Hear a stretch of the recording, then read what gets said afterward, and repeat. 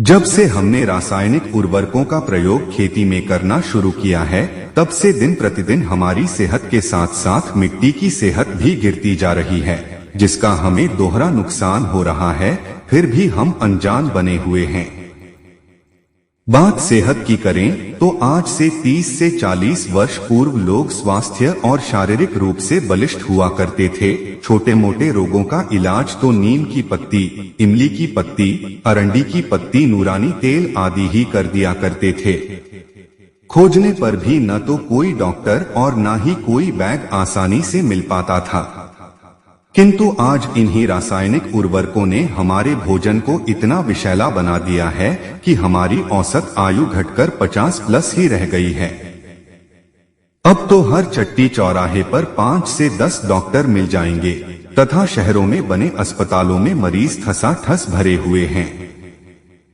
आज कोई ऐसा घर नहीं जिसमें हर व्यक्ति किसी न किसी रोग से ग्रसित ना हो।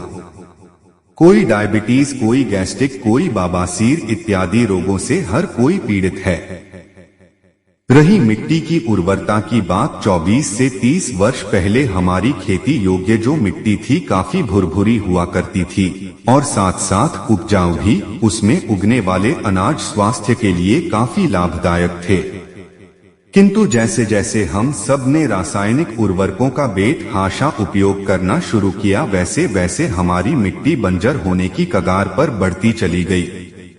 आज आलम यह है कि हमारी मिट्टी में उर्वरा शक्ति बिल्कुल समाप्त हो चुकी है।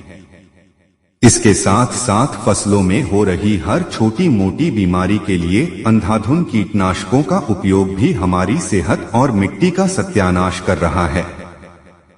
इस प्रकार हम कह सकते हैं कि रासायनिक उर्वरकों के प्रयोग के साथ साथ कीटनाशकों ने हमें अनाज नहीं मीठा जहर खाने के लिए मजबूर कर दिया है। दैनिक जागरण में छपी विनोद राय के रिपोर्ट के अनुसार रासायनिक उर्वरकों के अंधाधुंध उपयोग से जमीन की उर्वरा शक्ति क्षीण हो रही है। वहीं यह पर्यावरण असंतुलन बढ़ाने की भी वजह बन रही है। 60 के दशक में हुई हरित क्रांति की शुरुआत के साथ ही देश में रासायनिक उर्वरक, कीटनाशक व संकर बीजों के इस्तेमाल में इजाफा हुआ।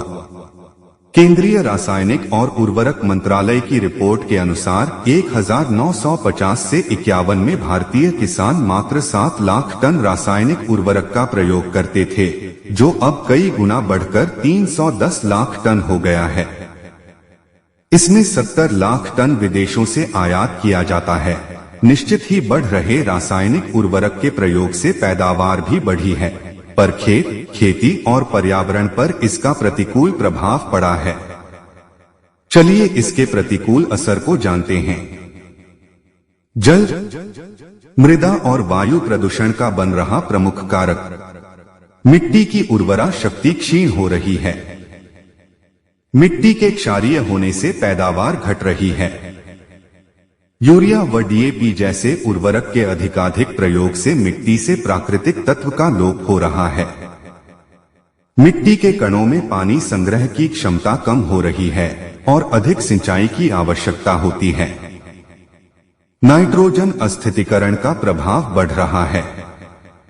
ओजोन परत को भी नुकसान पहुंचा रही है। खासकर बच्चों में बेबी ब्लू सिंड्रोम जैसी बीमारी बढ़ रही है। क्या कहते हैं कृषि वैज्ञानिक? कृषि वैज्ञानिक पंकज कुमार का कहना है कि रासायनिक उर्वरकों के ऊपर से अगर कमी नहीं लाई गई तो मानव जीवन पर इसका काफी दुष्प्रभाव पड़ेगा। रासायनिक उर्वरकों को कम करने के लिए उन्होंने हर फसल से पूर्व मिट्टी की जांच को अहम बताया। वहीं नीम कोटेड यूरिया के प्रयोग की सलाह दी। इस यूरिया से पौधों को प्राकृतिक कीटनाशक मिलती है और इसमें उपस्थित नाइट्रोजन विनाइट्रीकरण भी कम करता है। साथ ही साथ उन्होंने जैविक उर्वरकों के बदले कंपोस्ट खाद, वर्मी कंपोस्ट, मुर्गी खाद के अधिकाधिक प्रयोग पर बल दिया। उन्होंने कहा कि समन्वित पोषक प्रबंधन बेहद जरूरी है। कुल मिलाकर हमें रासायनिक उर्वरकों से मुंह मोड़कर ऑर्गेनिक खेती की तरफ मुड़ना होगा। तभी संभव है कि मृदा की उर्वरता के साथ साथ हमारा सेहत भी बना रहे।